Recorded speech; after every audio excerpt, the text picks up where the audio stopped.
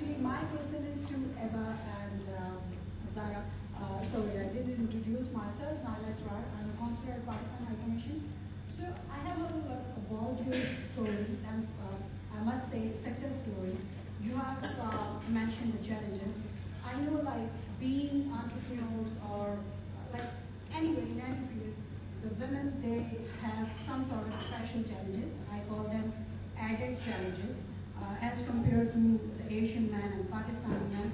But my particular question is about the lasers, because I see that the special challenge which a woman faces once she is going to choose a career path or be it anything in her life, you always have lasers, starting from your family members, community, and most of them are female, unfortunately. So how you guys have actually dealt with the lasers?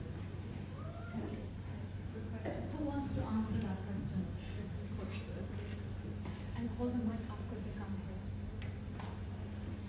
So like you mentioned, being a female, especially Asian, we have our own sets of challenges. And generally for women, I feel like this glass ceiling exists no matter if you're in the corporate world, whatever career path you choose, there's going to be this glass ceiling, there's going to be this ticking biological clock, you have to become a mother, you have to get married firstly, and all of that, which comes with being a female.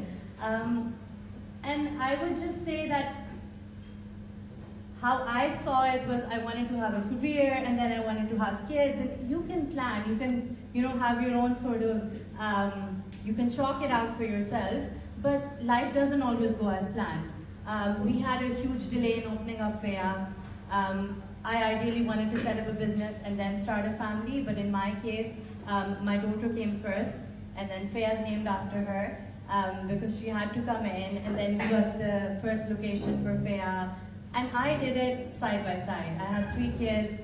I was running 4 businesses at one time. We had 4 different locations. I had no family in the UK. I had no help. Sometimes I would be bringing my kids into work. The first Faya James Street, my daughter was 5 months old and she would always be with me. And I remember a few times, this one time, this email came in from a customer who was a female. And she said how unprofessional it was that I was standing there behind the bar with my baby and it doesn't reflect well on the brand. And it was, at the start of I just opened up a business, I was, the challenges I was dealing with.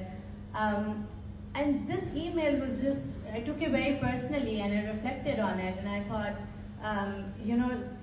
especially coming from a woman, you would think, they would understand, and I did not have help for my baby. But, even then I thought, okay, we have to take feedback, even if it's constructive or, sometimes feedback is important when you're running a business. So I thought about it and I thought, okay, maybe it is unprofessional, maybe I should have a nanny for her and, have her in a separate room. But I did it alongside, raising kids, running the businesses. And the thing is, if I always thought, there's going to be an optimal time for everything, I probably wouldn't have done it. If I had waited to set up a business and then start a family, it's sometimes the way you think things should work out is not always the right way.